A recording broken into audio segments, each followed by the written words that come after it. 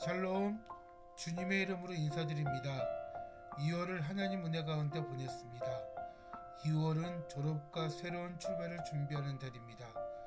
그래서 짧은 2월달이 더욱 애틋하게 느껴지게 되는 것 같습니다. 저희 선교회도 기도로 준비했던 단기 선교를 2월 14일부터 17일까지 강원도 삼척시 도계읍 소재 반석중앙교회에서 은혜 가운데 마치었습니다.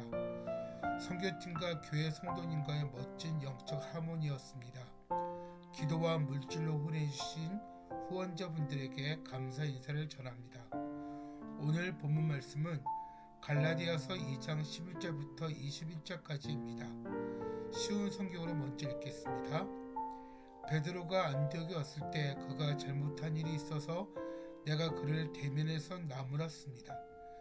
베드로가 안디옥에 와서 이방인들과 함께 먹고 있는데 야고보가 보낸 유대인들이 오자 먹는 것을 그만두고 그 자리에서 물러갔습니다. 그는 할례를 받은 유대인들을 두려워했던 것입니다. 이처럼 베드로는 거짓된 행동을 했고 다른 유대인 성도들도 거짓된 행동을 했습니다. 심지어 바나바조차 그들이 거짓된 행동에 유혹을 받았습니다. 나는 그들이 복음의 진리를 따르지 않는 것을 보고 모든 사람 앞에서 베드로를 향해 베드로여, 당신은 유대인이면서도 유대인처럼 살지 않고 이방인처럼 살면서 어찌하여 이방인들에게 유대인처럼 살라고 합니까? 하고 말했습니다. 우리는 이방인 곧 죄인이 아니라 유대인으로 태어났습니다. 하지만 우리는 율법을 따른다고 해서 의롭다움을 받는 것이 아니라 예수 그리스도를 믿음으로 의롭다움을 얻는 것을 압니다. 그래서 우리는 의롭다움을 얻으려고 그리스도 예수를 믿었습니다. 우리가 의롭다움을 얻는 것은 그리스도를 믿었기 때문이지 율법을 지켰기 때문이 아닙니다. 율법으로는 어느 누구도 의롭다움을 얻을 수가 없습니다. 우리 유대인은 의롭다움을 얻으려고 그리스도께 나왔습니다. 그래야 우리가 죄인이라는 것이 밝게 드러났습니다. 그렇다고 해서 그리스도께서 우리를 죄인으로 만드시는 것입니까? 그럴 수 없습니다. 내가 이미 헐어버린 그것을 다시 가르친다면 그것은 틀림없이 내가 죄를 짓는 것입니다. 나는 율법을 위해 사는 것을 그만두었습니다. 나는 율법에 의해 죽었습니다. 내가 율법을 향해 죽은 것은 하나님을 향해 살기 위한 것입니다. 나는 그리스도와 함께 십자가에 죽었습니다. 이제는 내가 사는 것이 아니라 내 안에 계신 그리스도께서 사시는 것입니다. 내가 지금 내 몸 안에 사는 것은 나를 사랑하셔서 나를 구하시려고 자기 몸을 바치신 하나님의 아들을 믿는 믿음으로 사는 것입니다. 나는 하나님의 은혜를 헛되게 하지 않습니다. 율법으로 의롭다움을 얻을 수 있다면 그리스도께서도 죽지 않으셨을 것입니다. 아멘. 설교 제목은 믿음으로 의롭게 되는 삶입니다. 본문 첫 구절에 베드로의 책망으로 시작합니다. 그러면 베드로는 사도 바울에게 왜 책망당했을까요? 12절부터 14절에서 책망의 이유를 말하고 있습니다. 쉬운 성경을 보겠습니다. 베드로가 안디옥에 와서 이방인들과 함께 먹고 있는데 야고보가 보낸 유대인들이 오자 먹는 것을 그만두고 그 자리에서 물러갔습니다. 그는 할례를 받은 유대인들을 두려워했던 것입니다. 이처럼 베드로는 거짓된 행동을 했고 다른 유대인 성도들도 거짓된 행동을 했습니다. 심지어 바나바조차 그들의 거짓된 행동에 유혹을 받았습니다. 나는 그들이 복음의 진리를 따르지 않는 것을 보고 모든 사람 앞에서 베드로를 향해 베드로여, 당신은 유대인이면서도 유대인처럼 살지 않고 이방인처럼 살면서 어찌하여 이방인들에게 유대인처럼 살려고 합니까? 하고 말했습니다.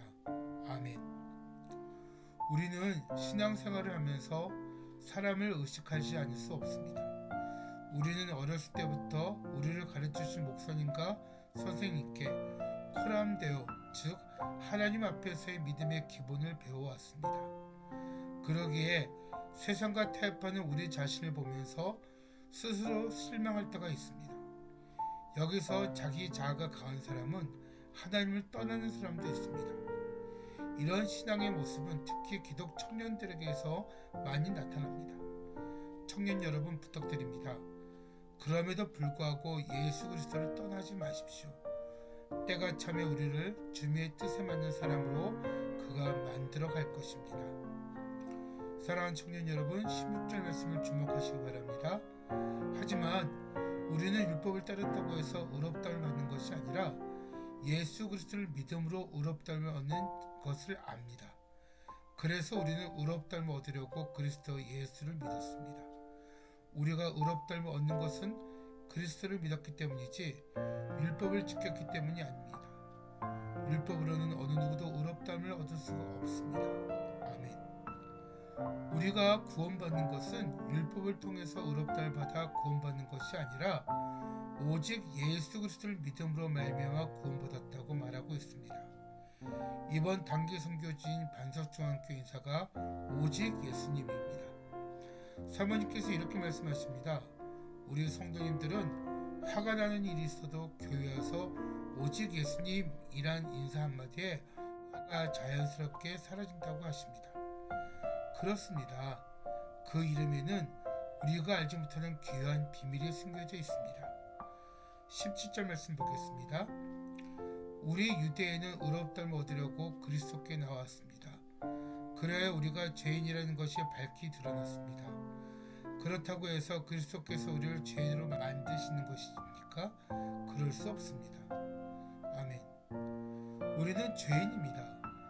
주님은 우리를 죄인으로 격화시킨 것이 아니라 유대인처럼 선민상을 가지게 하셨고 이방인들과 구별되게 하셨습니다.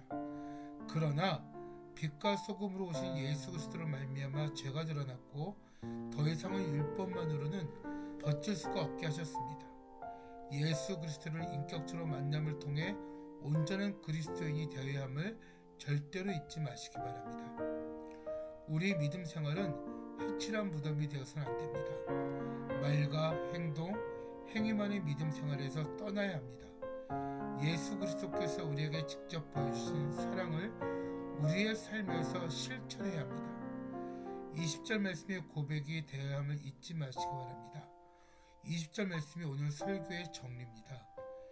이제는 내가 사는 것이 아니라 내 안에 계신 그리스도께서 사시는 것입니다.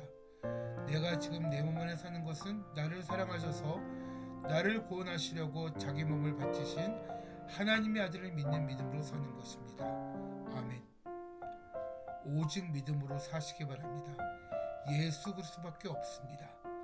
세상을 통해 이렇게 외치기 바랍니다. 오직 예수님. 기도하겠습니다. 할렐루야. 은혜가 충만하신 하나님 아버지 감사합니다. 6월 한 달을 지켜주신 은혜를 감사드립니다. 코로나와 오미크론으로 하루하루 긴장 속에 살았지만 예수 그리스도를 통한 주가 주신 믿음으로 버티게 하셨습니다. 감사합니다. 어떤 상황 속에서도 예수 그리스도 안에서 버티는 힘을 허락하여 주시옵소서.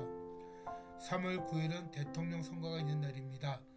특정 정당과 인물을 떠나 하나님 앞에서 정직하고 국민을 두려워할 줄 아는 대통령이 당선될 수 있도록 인도해 주시옵소서. 예수님 이름으로 기도드립니다. 아멘. 광고 드리겠습니다. 제1차 다니엘 선교의 단기 선교가 하나님 은혜 가운데 잘 마치었습니다. 여름 사역도 잘 준비할 수 있도록 기도해 주세요. 2월 26일 토요일 2022년 신입 대학생 송경면 최진영 청년에게 장학금을 지급하였습니다. 여러분들이 드림 통장으로 보내신 후원금으로 진행하였습니다. 계속해서 많은 관심 부탁드립니다. 3월부터 주말 캠퍼스 사역이 시작되어집니다. 총신대, 군장대, 한동대 이 세 곳을 거점으로 캠퍼스 사역을 진행합니다. 차량이 노후가 돼서 장기거리 운행에 부담이 됩니다. 차량을 위해 기도해 주세요. 3월부터 유튜브 청년특강 소리문덕 강의가 진행되어집니다. 한효식 목사님께서 강의해 주십니다. 날짜와 시간을 공지해 드리겠습니다. 사랑하는 다니엘 선교회 지체 여러분, 사랑합니다. 고맙습니다. 감사합니다. 샬롬.